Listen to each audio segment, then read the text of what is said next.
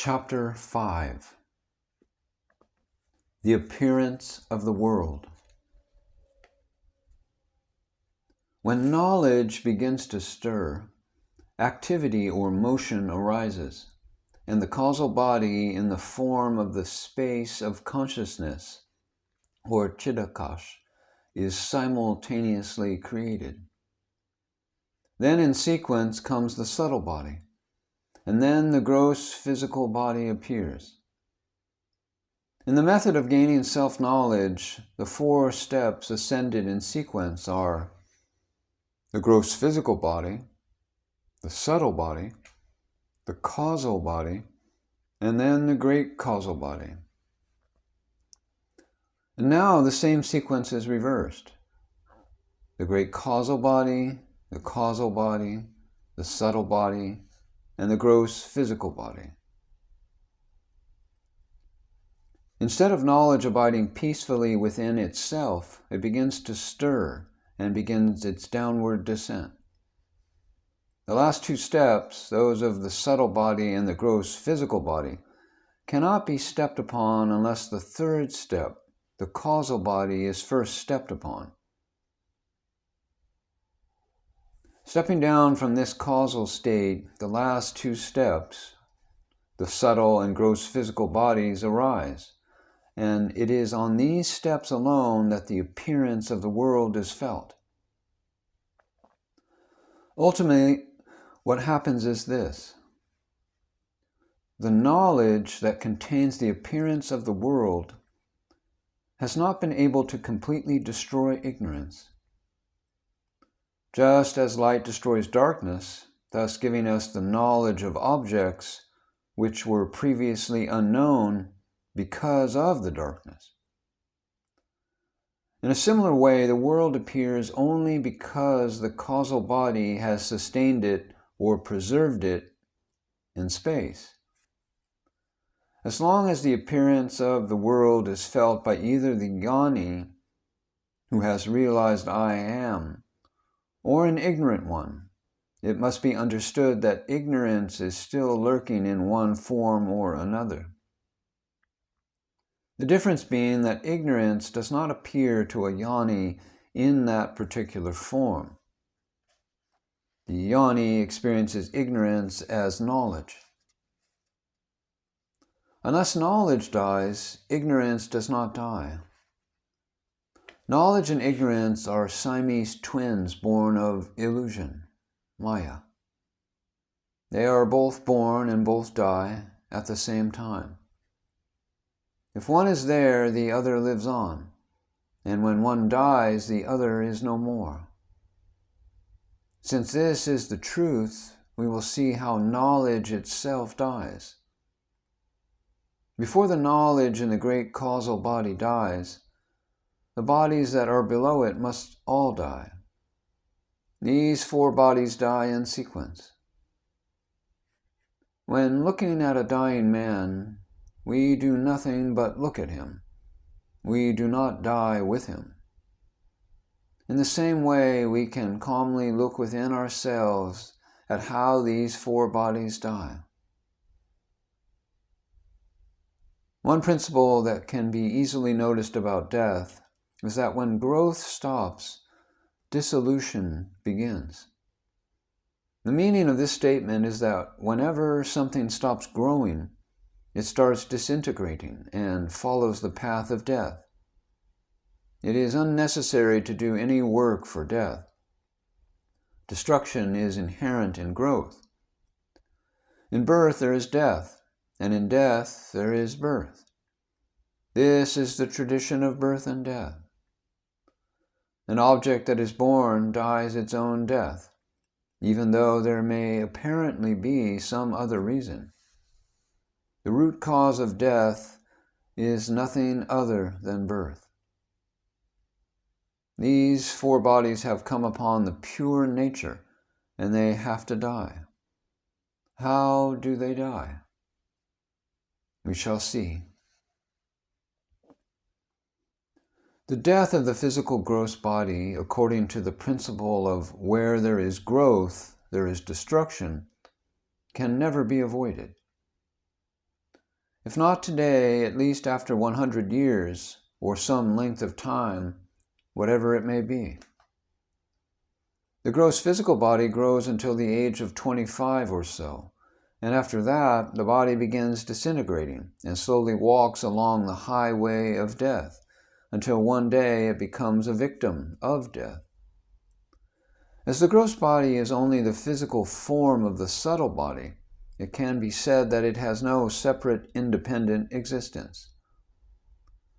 A tree in its gross, basic physical form is nothing but the result of its seed, which is the subtle form. Both forms of this tree automatically die off. The subtle body is the seed of birth and death. This seed does not get destroyed as easily as a tree. Its growth is so enormous that if it is not sought out and destroyed by man's effort, it will keep on growing indefinitely. This growth becomes the cause of an infinite number of gross physical bodies. This is what puts a being through births in 8.4 million species. When the growth of the physical body naturally stops, the subtle body does not stop growing. It is here that one feels the need for a Sadguru in order to understand how to stop the growth of the subtle body. Arresting the growth of the subtle body of imagination and doubts means giving up dreams and desires. Desires and dreams, worries and imagination, and all the like are the products of the mind. The task of breaking them can be done only with one's own mind. Whatever is created by the mind cannot be destroyed by the hand, and conversely, whatever is created by the hand cannot be destroyed by the mind. Whenever we try to forcefully break up these dreams and desires, their numbers only seem to grow.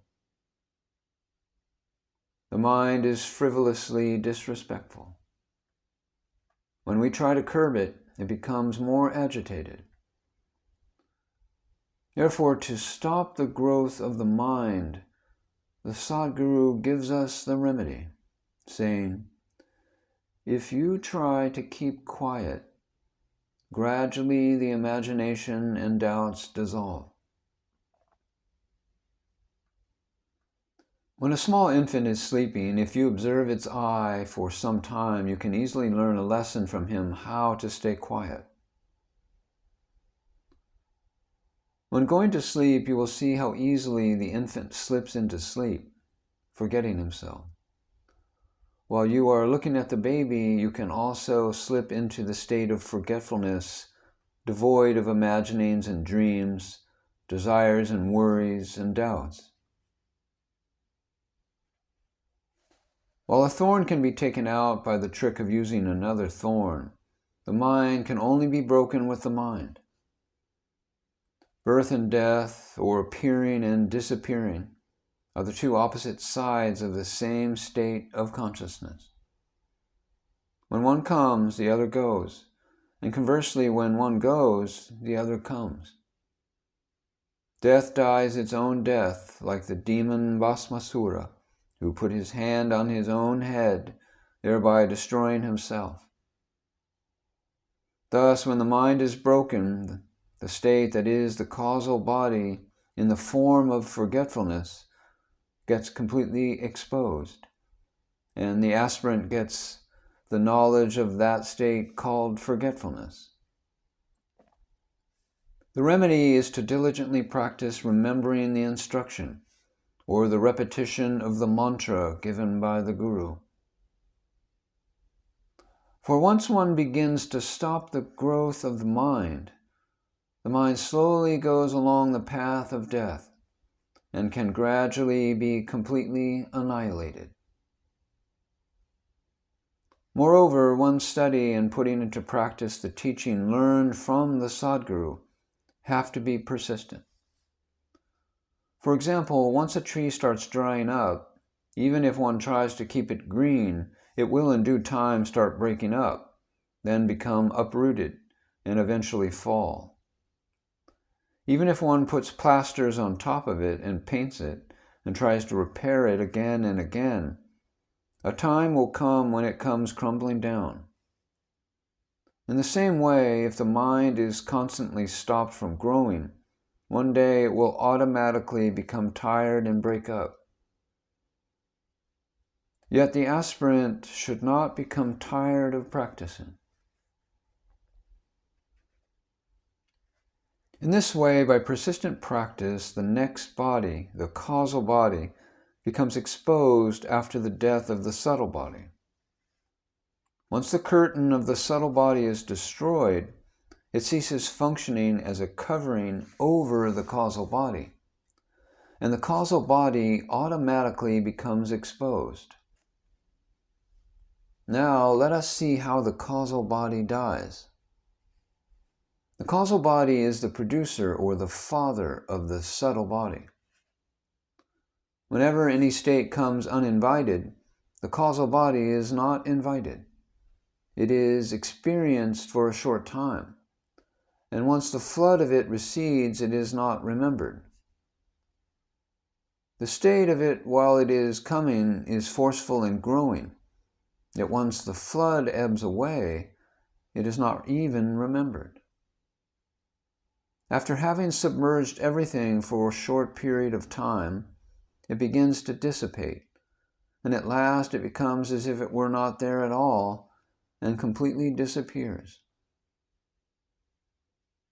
When a human being is getting roasted in the hot sun and then moves under the cool shade of a tree, at that very moment the flood of cool peace comes to him with such force that he lets out a laugh as an expression of joy. This shows that the flood of peace is overflowing from the inside as well as outside of him. However, after some time, that laugh automatically passes, and he lies quietly unaware of his surroundings. In a similar way, when the subtle qualities of the subtle body, such as its hurry and its struggle, becomes comparatively less, forgetfulness in the form of the peaceful void of the causal body is automatically forgotten. When this negative state is negated, it results only in negation.